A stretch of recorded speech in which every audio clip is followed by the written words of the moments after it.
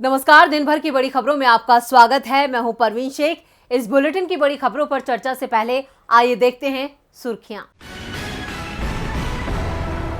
कांग्रेस सांसद सुरजेवाला का दावा, बीजेपी के खिलाफ निडर होकर लड़ रहे हैं राहुल गांधी, इसलिए कांग्रेस को उनके नेतृत्व की जरूरत। हर कार्यकर्ता चाहता है कि राहुल करे पार्टी का नेतृत्व।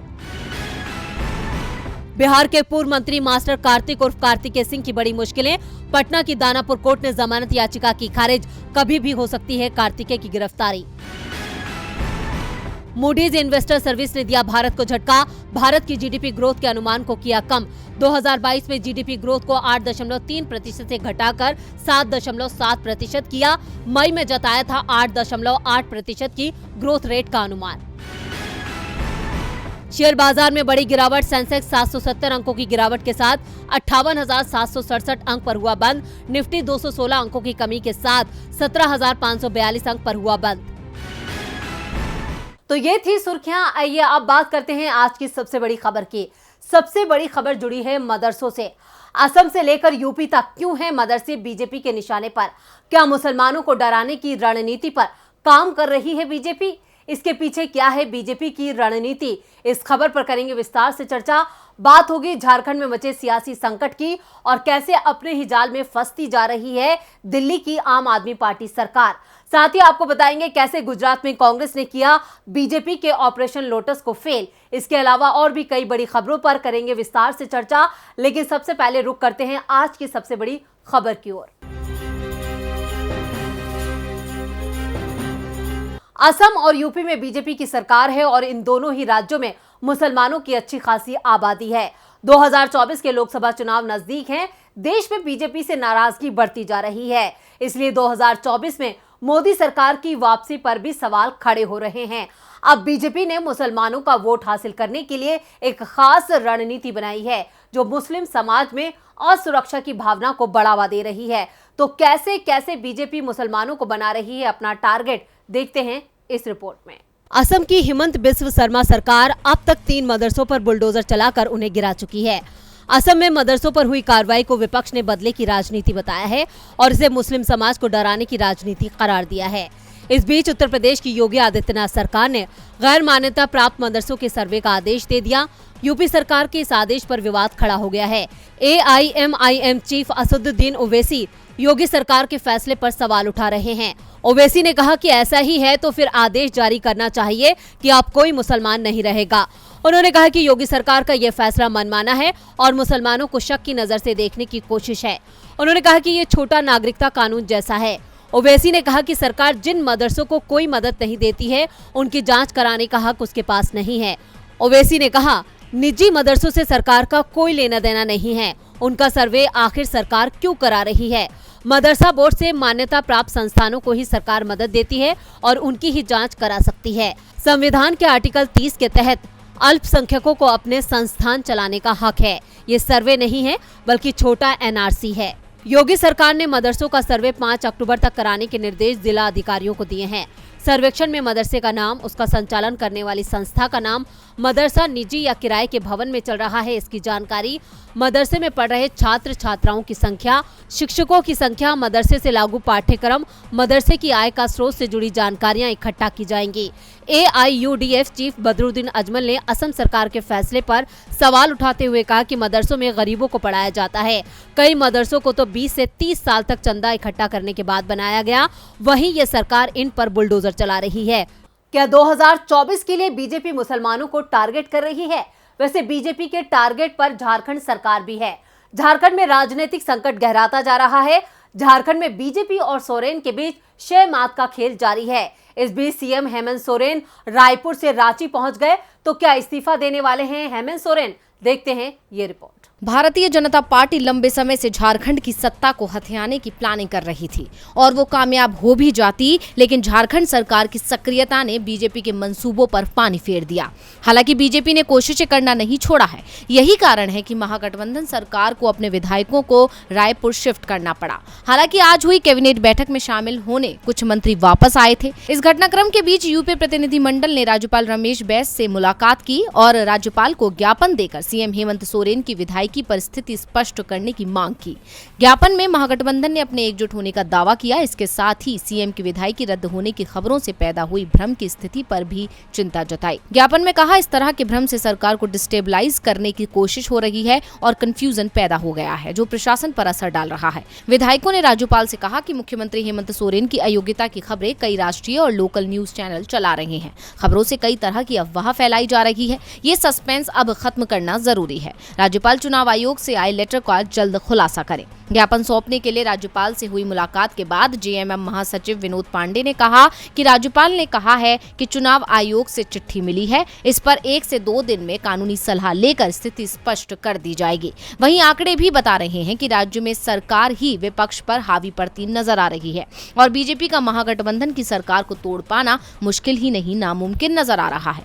दरअसल बीजेपी को बहुमत के लिए 11 विधायकों का समर्थन चाहिए। सूत्रों की माने तो जेएमएम के 7 और कांग्रेस के 6 विधायकों पर बीजेपी की नजर भी है। 81 सदस्यों वाली झारखंड विधानसभा में जेएमएम के 30 और कांग्रेस के 18 विधायक हैं। बहुमत के लिए 41 का आंकड़ा चाहिए। जेएमएम की तरफ से स्पीकर पद पर आसीन रविंद्रनाथ महतो को माइनस कर दें और दूसरी तरफ कैशकांड में फंसे कांग्रेस के 3 विधायकों को छोड़ दिया जाए तो भी सत्ताधारी महागठबंधन के पास 44 विधायकों का आंकड़ा है, जो विधानसभा में बहुमत से ज्यादा है। वहीं एनडीए के पास 28 विधायकों का समर्थन है। ऐसे में 2 निर्दलीय को जोड़ दें तब भी अलग से 11 विधायकों की जरूरत है।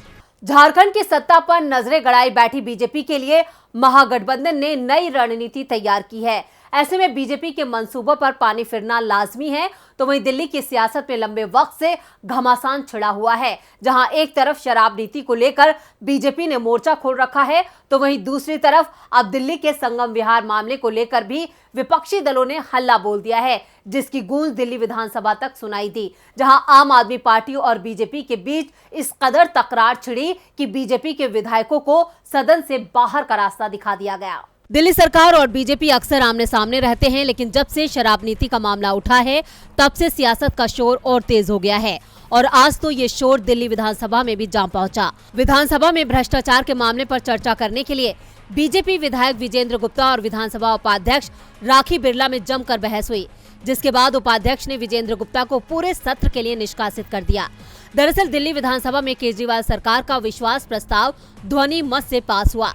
प्रस्ताव के पक्ष में मुख्यमंत्री समेत 58 सदस्य खड़े हुए, जबकि विरोध में कोई नहीं खड़ा हुआ। इस बीच दिल्ली विधानसभा के विशेष सत्र में बीजेपी के नेताओं ने हंगामा किया। वहीं दिल्ली विधानसभा उपाध्यक्ष ने हंगामा करने के चलते बीजेपी के अभय वर्मा, अजय महावर, अनिल वाजपेयी को पूरे दिन के लिए सदन से निकाल दिया। इसके बाद बीजेपी के नेता और कार्यकर्ता दिल्ली सरकार के खिलाफ विधानसभा सदन के बाहर प्रदर्शन करने पहुंचे। उन्होंने विधानसभा के गेट के पास दिल्ली सरकार के खिलाफ जमकर नारेबाजी की और पुतला जलाया। वहीं बीजेपी के इस हंगामे के बीच मुख्यमंत्री केजरीवाल ने दावा किया कि मनीष सिसोदिया के पास कुछ नहीं मिला है, इसके बावजूद उनको गिरफ्तार किया जाएगा। वो गिरफ्तारी के लिए तैयार है, जिस दिन सीबीआई कहेगी वो उसके पास चले जाएंगे। केजरीवाल ने कहा कि मनीष सिसोदिया के खिलाफ सीबीआई की रेड लगने के बाद गुजरात में आम आदमी पार्टी का 4% वोट बढ़ गया है। उनको 2 बार गिरफ्तार करने के बाद गुजरात में आपकी सरकार बनना तय है। अब सीएम केजरीवाल ने बीजेपी को जमकर खरी खोटी तो सुना दी, लेकिन ये भ्रष्टाचार का मामला इतनी जल्दी शांत नहीं होने वाला है। दिल्ली में छिड़े इस सियासी संकट पर बीजेपी हार मानने को तैयार नहीं है, लेकिन गुजरात में कांग्रेस ने बीजेपी को हराने के लिए रणनीति बना ली है। गुजरात विधानसभा चुनाव को लेकर बिसात बिछ चुकी है। बीजेपी शय मात के खेल में कांग्रेस को फंसाना चाहती है। गुजरात में बीजेपी की हालत किसी से छिपी नहीं है। बीजेपी की जीत की राह इस बार काफी मुश्किल नजर आ रही है, इसलिए उसने कांग्रेस के नेताओं पर डोरे डालने शुरू कर दिए हैं। गुजरात में बीजेपी बैकफुट पर है। इस बार सत्ता के शिखर तक पहुंचना बीजेपी के लिए मुश्किल नजर आ रहा है, क्योंकि बीजेपी को लेकर गुजरात की जनता में खासा नाराजगी नजर आ रही है। राज्य में इस साल के आखिर में विधानसभा चुनाव हैं और गुजरात में जनता सत्ता पर काबिज बीजेपी से नाराज है। जनता की नाराजगी का फायदा कांग्रेस को मिलता दिख रहा है, जिसको लेकर बीजेपी ने अभी से पैसे के बल पर कांग्रेस को तोड़ने की कोशिश शुरू कर दी है।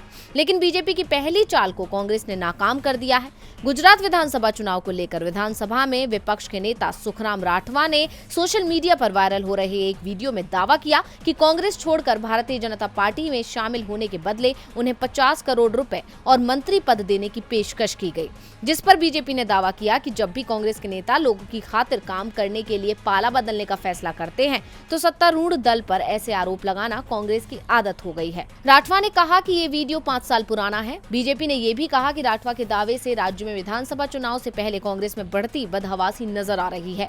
वीडियो में राठवा ये कहते हुए नजर आ रहे हैं, मुझे पाला बदलने के लिए 50 करोड़ रुपए की पेशकश की गई। उन्होंने मुझे मंत्री बनाने का भी वादा किया। उन्होंने ये भी वादा किया कि अगर मैं उनके साथ हो जाता हूँ तो वो मेरा पूरा चुनाव खर्च उठाएंगे। हालांकि कांग्रेस विधायक वीडियो में बीजेपी का नाम लेते हुए नजर नहीं आते हैं। ये वीडियो तब शूट किया गया था जब वो मंदिर परिसर में सभा को संबोधित कर रहे थे। बाद में छोटा उदयपुर में राठवा ने कहा कि ये वीडियो 5 साल पुराना है। बीजेपी प्रवक्ता यमस व्यास ने कहा कि विपक्ष के नेता का बयान दर्शाता है कि साल के आखिर में होने वाले विधानसभा चुनाव से पहले कांग्रेस में बदहवासी बढ़ रही है, जबकि कांग्रेस इस वीडियो के जरिए बीजेपी की साजिश को नाकाम कर रही है। वैसे चुनाव से पहले राज्य का पारा जरूर बढ़ चुका है। गुजरात चुनाव को लेकर इस बार कांग्रेस ज्यादा एक्टिव नजर आ रही है, तो वहीं बिहार में अब महागठबंधन की सरकार भी पहले से ज्यादा एक्टिव हो गई है। बिहार की सत्ता से सीधा विपक्ष में गई बीजेपी अब भी सत्ता की राह तलाश रही है। इस बीच जेडीयू और बीजेपी के बीच की तल्खियां और ज्यादा बढ़ गई हैं और दोनों के बीच आरोप प्रत्यारोप का दौर तेज हो गया है। इसी बीच अब जेडीयू अध्यक्ष लल्लन सिंह ने यूपी सरकार का हवाला देते हुए सुशील मोदी पर हमला बोला है। बिहार में जेडीयू और बीजेपी की राहें अलग हुई तो बीजेपी को इसकी भारी कीमत चुकानी पड़ी और पार्टी सत्ता से आउट हो गई, जिसके बाद से बीजेपी बौखलाई हुई है और किसी न किसी तरह बिहार की नई सरकार की मुश्किलें बढ़ाने में लगी हुई है।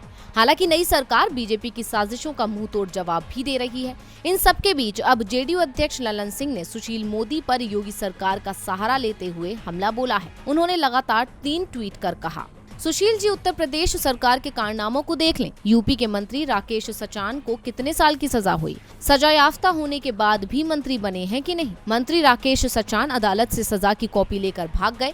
कुछ बोलने से पहले थोड़ी तो शर्मिंदगी का एहसास कीजिए। नीतीश कुमार को ज्ञान देने की जरूरत नहीं है। एक कहावत है, चल्ली दूसरे सूप को जिसमें खुद 72 छेद। नैतिकता का पाठ पढ़ाने से पहले अपनी नैतिकता का भी आकलन कर ले। लखीमपुर खीरी का जवाब भी जनता आपसे जानना चाहती है। जरा मुंह तो खोलिए, कुछ तो बोलिए और जरा ये भी बताइए कि लखीमपुर खीरी की घटना पर सर्वोच्च न्यायालय ने क्या क्या टिप्पणियां की थी।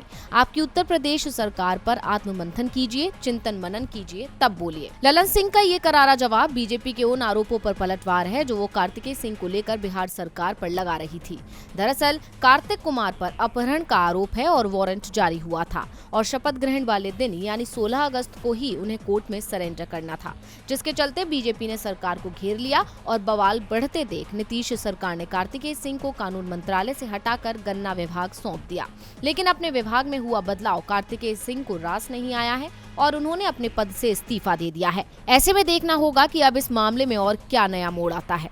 बिहार में बीजेपी के लिए अब आरोप लगाने के सिवा कुछ नहीं बचा है। वैसे भी विपक्ष का काम सरकार पर आरोप लगाना ही है। बिहार में कार्तिकेय सिंह के इस्तीफे को लेकर जमकर सियासत हो रही है, लेकिन इस सियासत के बीच यूपी की योगी सरकार में भी कई मंत्रियों के इस्तीफे की सुगबुगाहट शुरू हो गई है। निशाने पर 1-2 नहीं बल्कि 5-5 मंत्री हैं। तो आखिर क्यों मंत्रियों पर उठ रहे हैं सवाल, देखते हैं इस रिपोर्ट में। यूपी की योगी सरकार से भूपेंद्र चौधरी ने बीते दिनों इस्तीफा दे दिया और अब उनके पीछे कई और मंत्री इस्तीफा दे सकते हैं। उनमें कैबिनेट मंत्री अरविंद शर्मा, दयाशंकर सिंह, बेबी रानी मौर्य, राज्य मंत्री जेपीएस राठौर और नरेंद्र कश्यप के नाम शामिल हैं। कुछ और मंत्रियों के नामों की भी चर्चा चल रही है। दरअसल बीजेपी सख्ती से एक व्यक्ति एक पद का नियम लागू करना चाहती है और इन मंत्रियों पर एक नहीं बल्कि 2-2 पद हैं। अरविंद कुमार शर्मा योगी सरकार में शहरी विकास और ऊर्जा मंत्रालय का काम देख रहे हैं। इसके साथ ही वो प्रदेश संगठन में उपाध्यक्ष की जिम्मेदारी भी संभाल रहे हैं। जेपीएस राठौर बीजेपी के प्रदेश संगठन में महासचिव हैं, तो योगी सरकार में वो सहकारिता मंत्री हैं।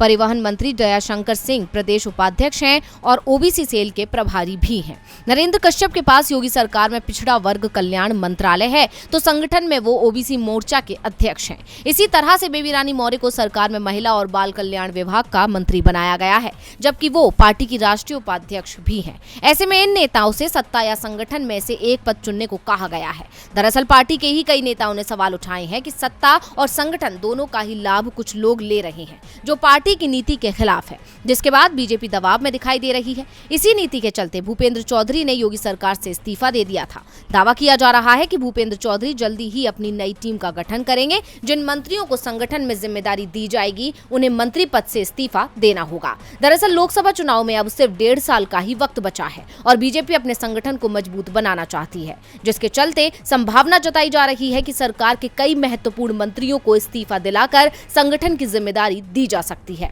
और बुलेटिन के आखिर में बात किसानों के नाम पर मची धांधली की। कांग्रेस मोदी सरकार पर आरोप लगाती है कि यह सरकार सिर्फ मित्रों की सरकार है और गरीबों को लूटकर अपने मित्रों की जेब भरती है।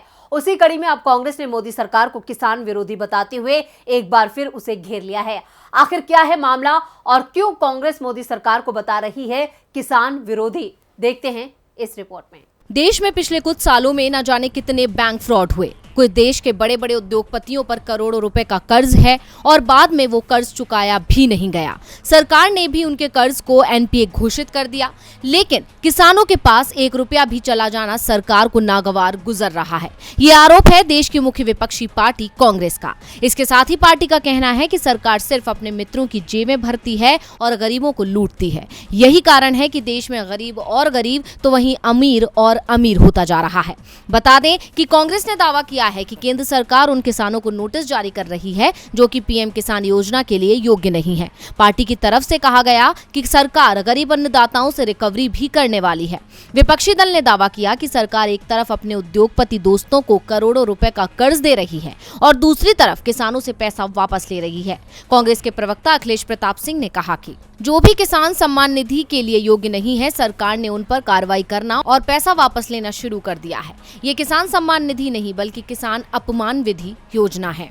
इतना ही नहीं, कांग्रेस का कहना है कि सरकार की लिस्ट में 2 करोड़ लोग हैं जो इस योजना के लिए अयोग्य हैं। ऐसे में किसानों को नोटिस भेजा जा रहा है कि वो पैसा लौटा दें। बता दें कि साल 2019 में मोदी सरकार ने किसान सम्मान निधि योजना की शुरुआत की थी। लोकसभा चुनाव से ठीक पहले देश के अन्नदाताओं को लुभाने के लिए ये योजना लॉन्च की गई थी, जिस कारण से आनन फानन में चुनाव से पहले किसानों के खाते में इस योजना के तहत एक किस्त भी डाली गई थी। और जैसे ही चुनाव खत्म हुए, सरकार ने पैसा वापस करने के लिए किसानों को नोटिस भेजना शुरू कर दिया। यानी ये योजना सिर्फ चुनाव जीतने के लिए एक हथकंडा मात्र था। इतना ही नहीं, कांग्रेस का तो यहाँ तक कहना है कि सरकार के लिस्ट में 2 करोड़ लोग हैं जो इस योजना के लिए अयोग्य हैं। ऐसे में किसानों को नोटिस भेजा जा रहा है कि वो पैसा लौटा दें। अब कांग्रेस के दावों में कितनी सच्चाई है ये बता पाना तो मुश्किल है, लेकिन सरकार को घेरने के लिए कांग्रेस के हाथ मुद्दा तो लग ही गया है। तो आज इस बुलेटिन में बस इतना ही। देखते रहिए डीबी लाइव। नमस्कार।